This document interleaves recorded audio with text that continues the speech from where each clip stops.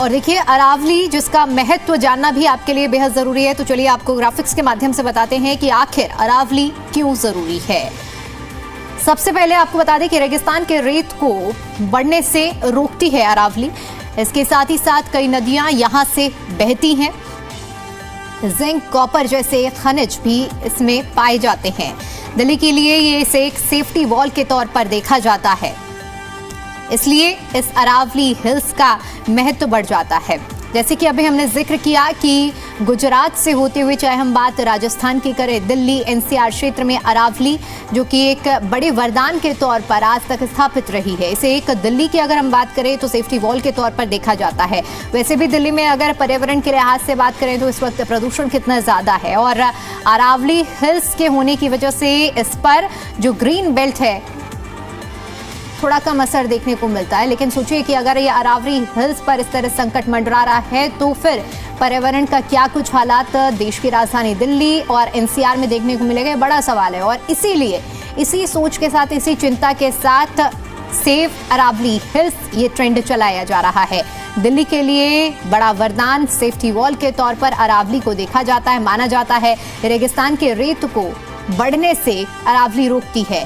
कई नदियां भी यहाँ से बहती हैं, और इसके साथ ही आपको बता दें कि कई ऐसे हम बात करें कि जिंक, कॉपर जैसे के जो मटेरियल होते हैं वो भी अरावली से पाए जाते हैं, और इसलिए ये अरावली बेहद महत्वपूर्ण हो जाती है। अरावली पर सुप्रीम फैसला क्या है ये भी आपको बता देते हैं। 100 मीटर से कम नहीं मानी जाएगी पहाड़ी, पहाड़ियों का सुरक्षा कवच टूट जाएगा, ये सुप्रीम कोर्ट का फैसला है। विस्तार से आपको बताते हैं कि पहाड़ी की जो ऊंचाई है वो 100 मीटर होनी चाहिए, सुप्रीम कोर्ट की ओर से माना गया है। 100 मीटर से कम पहाड़ी नहीं मानी जाएगी, पहाड़ियों का सुरक्षा कवच टूट जाएगा। यह है सुप्रीम कोर्ट का अरावली पर सुप्रीम फैसला। लेकिन अब इसी पर पुनर्विचार करने के लिए मांग उठाई जा रही है, और न सिर्फ पर्यावरण प्रेमियों की ओर से बल्कि ज्यादातर जो लोग हैं जो इस पूरे मुद्दे को समझ रहे हैं उनकी ओर से इस बात का जिक्र किया जा रहा है कि अरावली पर अब एक गहरा संकट मंडरा रहा है, और इसीलिए मांग की जा रही है कि इस पर एक बार फिर से विचार किया जाना चाहिए। दरअसल जो सिफारिशें थी वो पूरी तरह से सुप्रीम कोर्ट के पटल पर रखी गई। सुप्रीम कोर्ट ने इस पूरे मामले में सुनवाई की और एक महत्वपूर्ण फैसला अरावली पर्वतमाला को लेकर सुनाया। लेकिन इस फैसले के बाद देश के अलग अलग जगहों से एक विरोध की आवाज सुनाई देने लगी। खास तौर पर अगर हम दिल्ली एनसीआर की बात करते हैं तो दिल्ली एनसीआर में भी लोगों ने इसको लेकर विरोध जताया है।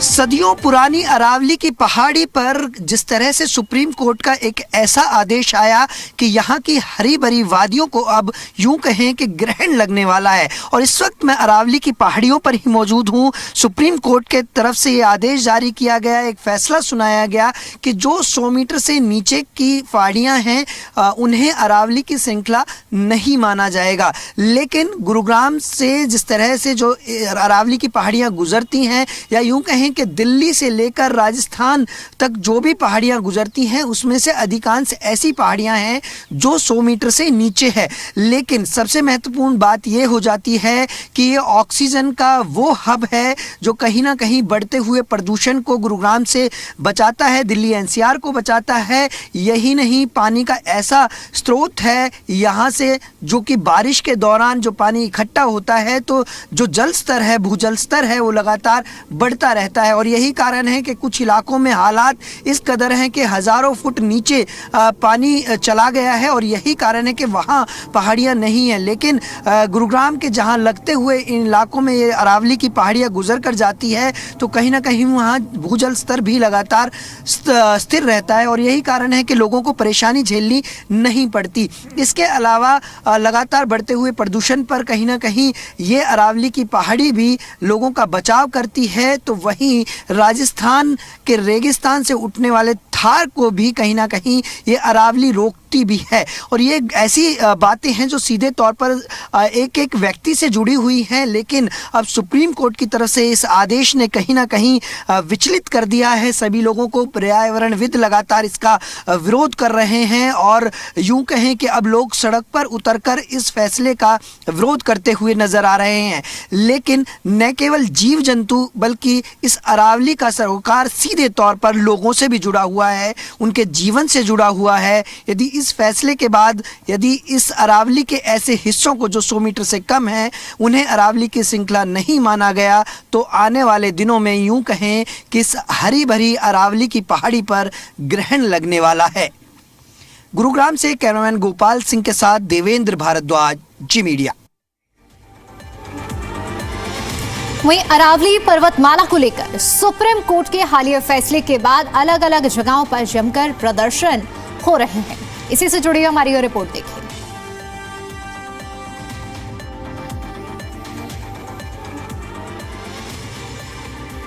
जिसमें सरकार ने अरावली पर्वतों की परिभाषा ही बदल दी है, जिसके मुताबिक अब 100 मीटर या उससे अधिक ऊंचाई वाली पहाड़ियां ही अरावली पर्वत श्रृंखला का हिस्सा मानी जाएंगी। 100 मीटर से कम ऊंचाई वाले टीले, छोटी पहाड़ियां और गैपिंग एरिया को अरावली की परिभाषा में शामिल नहीं किया जाएगा।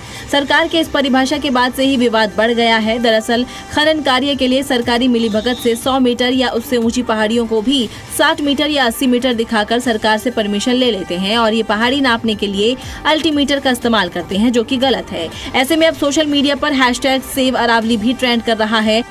जब तक फैसला वापस नहीं लेगी तब तक आंदोलन जारी रहेगा। फालतू की बात करते हैं। 2024 में भारतीय जनता पार्टी की सरकार है। दिलचस्प बात यह है कि जिस फैसले को कांग्रेस नेता बेकार बता रहे हैं, साल 2002 में इस परिभाषा के तहत गहलोत सरकार ने अरावली में खनन की इजाजत दे दी थी।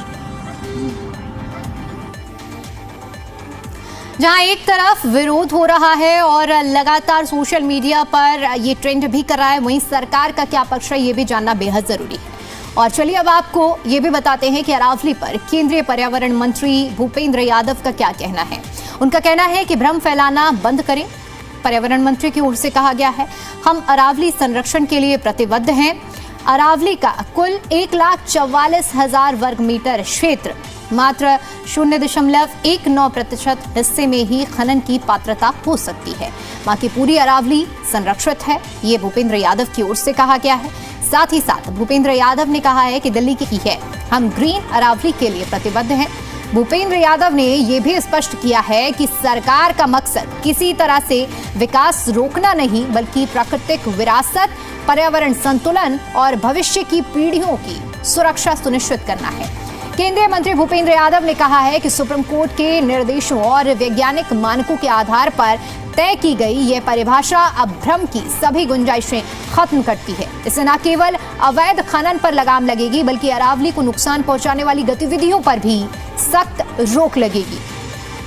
तो ये पर्यावरण मंत्री की ओर से कहा गया है और ग्राफिक्स के माध्यम से भी हम आपको बता रहे हैं उनकी ओर से क्या कहा गया है कि सीधे सीधे जो भ्रम फैलाने का प्रयास किया जा रहा है, हम अरावली संरक्षण के लिए पूरी तरह से प्रतिबद्ध हैं। 90% से ज्यादा क्षेत्र अब पूरी तरह से संरक्षित है।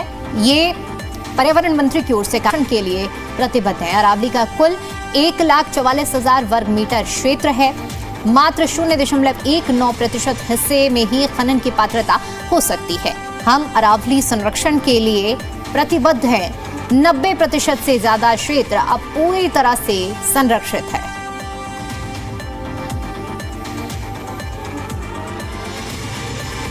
तो अब कुल मिलाकर अगर देखा जाए तो अरावली को लेकर आर पार की स्थिति बनी हुई है। एक तरफ लोगों का विरोध है, विपक्ष का विरोध है, तो वहीं दूसरी तरफ सरकार की नुमाइंदगी करते हुए पर्यावरण मंत्री की ओर से कहा गया है कि हम पूरी तरह से पर्यावरण के प्रति प्रतिबद्ध हैं और सचेत हैं।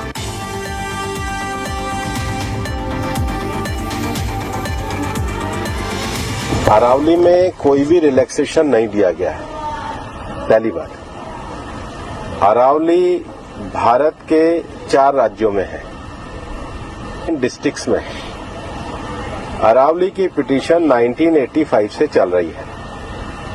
इस पिटीशन में चलने के बाद अरावली में माइनिंग के स्ट्रिक्ट नियम होने चाहिए, इसके हम भी पूरी तरीके से समर्थन करते हैं। सुप्रीम कोर्ट ने चारों राज्यों को कहा कि अरावली की सेम डेफिनेशन होनी चाहिए। सेम डेफिनेशन में 100 मीटर को, जो कि 1968 का जो जियोलॉजी का स्टडी है रिचर्ड मॉर्फी, उसके कारण है। कुछ YouTube चैनल ने और कुछ लोगों ने एक कंफ्यूजन खड़ा कर दिया कि 100 मीटर का अर्थ ही होगा टॉप के 100 मीटर। ऐसा नहीं है। उसका जो बेस स्ट्रक्चर है, जो पर्वत का बेस स्ट्रक्चर है, अगर वो जमीन के अंदर भी 20 मीटर है, वहां से लेके 100 मीटर तक प्रोटेक्शन है, तो नहीं है। मैं आपको फिर क्लियर कर रहा हूं, 100 मीटर का अर्थ है टॉप 100 मीटर से बॉटम के अंदर तक जो उसका पूरा फैलाव है। पहाड़ी तो ऐसे होती है, तो उसका बॉटम तो बड़ा होता है, जहां तक उसका बॉटम जाएगा वहां से लेके 100 मीटर तक प्रोटेक्शन है। और अगर एक पहाड़ी और दूसरी पहाड़ी के बीच में 500 मीटर का ही गैप है, तो वो जमीन भी अरावली रेंज मानी जाएगी। इस डेफिनेशन के आने के बाद 90% से ज्यादा एरिया प्रोटेक्टेड एरिया में आ गया, 90% से ज्यादा। मेरा ये स्टेटमेंट लिख लीजिए, टोटल अरावली का एरिया 1,47,000 स्क्वायर किलोमीटर है। इसके बाद केवल अभी की जो मेरे पास 39 डिस्ट्रिक्ट है, केवल 217 किलोमीटर, मतलब 2% में ही माइनिंग हो सकती है। और वो भी हर में एक पूरा पहले माइनिंग प्लान बनाया है, वो प्लान तैयार करिए। वो प्लान तैयार करने के बाद भी ICFR जो इंस्टीट्यूशन है उसकी परमिशन होगी, उसके बाद ही परमिशन मिलेगी। दिल्ली में कोई भी माइनिंग अलाउ ही नहीं है, ना होगी। मैं फिर दोहरा रहा हूं, दिल्ली के अरावली हिल्स में माइंस पूरी तरीके से बैन है। अरावली में लगभग 20 से ज्यादा फॉरेस्ट रिजर्व प्रोटेक्टेड एरिया वो एज इट इज रहेंगे।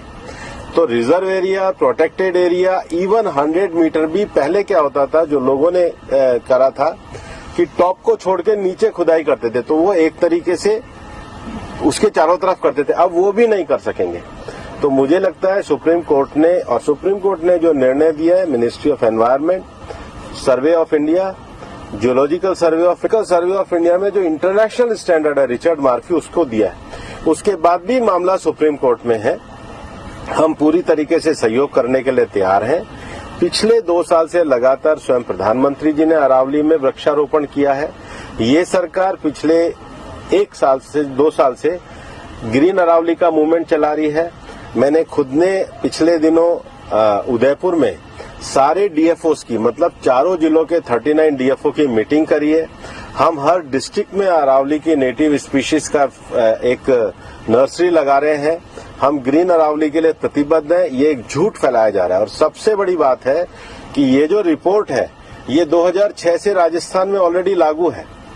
इसमें कुछ भी एडिशन नहीं किया गया, बल्कि अरावली के टॉप से लेके और जमीन तक, मतलब जमीन से पूरा ऊपर 100 जो स्ट्रक्चर है, वो सारा प्रोटेक्टेड की श्रेणी में आता है। देश की 4 राज्यों से गुजरने वाली अरावली पर्वत श्रृंखला, जो करीब 660 किलोमीटर लंबी है, और सुप्रीम कोर्ट के हाल के एक फैसले ने अरावली पहाड़ियों को लेकर पर्यावरणविदों और आम जनता के बीच में बहस छेड़ दी है। इस फैसले को 100 मीटर का फैसला कहा जा रहा है, जिसमें यह साफ किया गया है कि अरावली इलाके में 100 मीटर से कम ऊंचाई वाली पहाड़ियों को अपने आप जंगल के तौर पर क्लासिफाई नहीं किया जा सकता है। यही वजह है कि देश की सबसे पुरानी पर्वत श्रृंखला अरावली के अस्तित्व को लेकर गुरुग्राम के लोगों में काफी रोष है। आक्रोशित लोगों ने हरियाणा सरकार में पर्यावरण मंत्री राव नरवीर सिंह के घर के बाहर प्रदर्शन किया। प्रदर्शनकारियों ने कहा है कि सुप्रीम कोर्ट की ओर से 100 मीटर से नीचे ऊंचाई वाले अरावली को लेकर दिए गए आदेश से अरावली पर्वत श्रृंखला को खतरा पैदा हो गया है। हरी भरी वादियों पर कहीं ये फैसला ग्रहण का काम न कर जाए, और यही कारण है कि इस लड़ाई को लड़ते हुए अब वो प्रदर्शन में भी तब्दील होती नजर आ रही हैं। इस वक्त मेरे साथ कुछ लोग मौजूद हैं जो इस लड़ाई को लड़ रहे हैं, पर्यावरणविद हैं। आप किस तरह से इस लड़ाई को देख रहे हैं, इस फैसले को देख रहे हैं? क्या यूं माने कि अरावली हरी भरी वादियों